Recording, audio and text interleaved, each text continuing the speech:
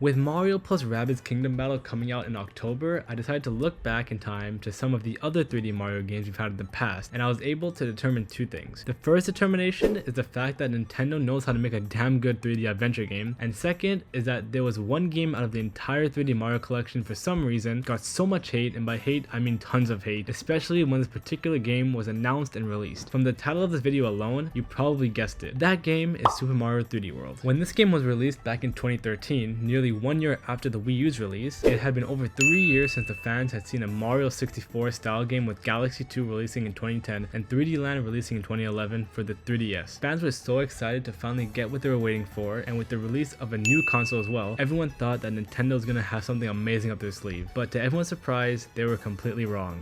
Somewhat. Because at E3 2013, Super Mario 3D World was finally announced, and it got an absurdly great amount of hate because 1, it was the second 3D Mario game that was in the linear style like the 2D games, and 2, people saw it as just a port of 3D Land to the Wii U. But in my opinion, the trailer truly showed that it clearly wasn't. So in this video, I'm gonna explain and prove why Super Mario 3D World is the best 3D Mario game in the collection, and show everyone who had steered clear away from this game why they should at least give it a try on the Switch since it got re-released last year. Also, if you guys like this video, don't forget to like and subscribe to the channel. The YouTube analytics have shown me that 99%, goddamn, is it really that much? 99% of you guys that are watching are not subscribed to the channel, so subscribe if you're not already. We are on the way to that 10k mark, so subscribe. Also, thank you guys for 2,000 subscribers. It means a lot that you guys are liking this content on the channel, so I'll be working hard to get out that quality content for you guys so all of you can enjoy the content. And once again, thank you. And also, one more thing before the video starts, I just want to say that I absolutely love every single one of these games I'm about to speak about, and Mario Galaxy is like my favorite game of all time. So don't get pissed off about anything I'm about to say in this video. It's just my opinion, and you guys can have any opinion you want. I just ask that you hear me out and listen to what I have to say. Okay? Good. I just don't want a whole ass war in the comment section and just have everyone going at me. So thank you guys for listening to that, and I want zero hate in the comments now because I just stated my case, you know? Alright, now with the intro out of the way, let's get to the rundown. First things first, we have to consider the games that 3D World is being put up against and what we're comparing before we continue this argument, because there have been quite a few 3D Mario games throughout the years. The 3 pieces of criteria we'll be looking at within each game are the gameplay aspects, aesthetics, and influence. Now for the games that will be included in this argument, I think it would be most fair if we didn't include Mario 64 or Sunshine, because they were not in the same era as everything that came out after it, so I'm just going to consider them as the early age of the 3D games. And also, the reason why I'm doing this is because the Mario Galaxy games is where Nintendo actually found their niche of how they wanted to make 3D games, especially the Mario franchise, so it wouldn't be fair to compare a game years down the line when 64 and Sunshine were not up to that standard and are looked at today as the games that started it all. So with that explanation out of the way, the games that will be included are Mario Galaxy 1 and 2, which I'll be categorizing as just the Galaxy games since they both are essentially the same game, just the sequel was more expanded, and Mario Odyssey. I will not be using Mario 3D Land because that was for the 3DS and in my opinion does not compare to the mainline console games. The first thing I want to tackle is the gameplay aspects of these games and how they're different in their own way and how they're similar as well, and we'll go from there. First of all, each of these games have their own main mechanic that the game revolves around. For the Galaxy games, it's the spin move that allows you to attack and jump higher into the air while also allowing you to traverse underwater faster. In Odyssey, it's Cappy, which allows you to do a multitude of different mechanics like attack, interact with objects, and much more. But the main thing about 3D World that was shown to the public when they first released, and what is always advertised in Mario, is the power-ups. Literally, the main picture that is shown everywhere whenever you see this game is either Mario in a cat suit or the cat bell itself. This was the thing that completely deviated this game from the others because this is what originally made people love the Mario franchise in the first place. If you go back and see when Mario Galaxy 1 and New Super Mario Bros came out, which was only 1 year apart from each other, New Super Mario Bros sold significantly better worldwide, almost 3 times as more than Galaxy did. And what was the reason? Because people loved that side-scrolling simple Mario experience where you can go about your day jumping on enemies and reaching the flagpole. Yes, Mario Galaxy did have power-ups of its own, but it was not the main selling point of the game and was not the center point of the game either. Galaxy and Odyssey both revolved around a new mechanic you're able to play around with, whereas 3D World fixated on that simple, straightforward, and vanilla feel of a game that everyone can get into without ever feeling like there's a skill disparity in anything they're playing. And even though the levels in the main story do get harder as you progress, it's not as intense of a difficulty jump as Galaxy's later levels are. We could say that Super Mario 3D World is a game for everyone no matter what your skill in games are, and it perfectly mirrors that feeling of the 2D Mario game that everyone loves, which is why I believe this game trumps the other two in aspects of gameplay. Next up, the aesthetics. Now, let's not kid ourselves here. I would say that every 3D Mario game that's been released in the past 20 years, and yes, I chose that number cover for a reason, looks absolutely gorgeous. I mean, Nintendo was honestly way ahead of the time when they made all these games, because from Galaxy onwards, these games could come out today with the models from 3D World and no one would bat an eye and think that the game was released in 2007. But in my opinion, I would say that Odyssey overall looks way better than all these games in my opinion, because of it being the newest game out of the three, and because this game is literally a mashup of everything good that was put into the other games smashed into one. But I would say that this game does take mostly from 3D World than any of the other games, because 3D World was really the first 3D game in the franchise to use different angles to view different parts of the stage, and even on the map in certain worlds you're able to look over the world differently than you are usually able to. But the thing I actually want to comment on are the circus levels and World Bowser. I think these two things are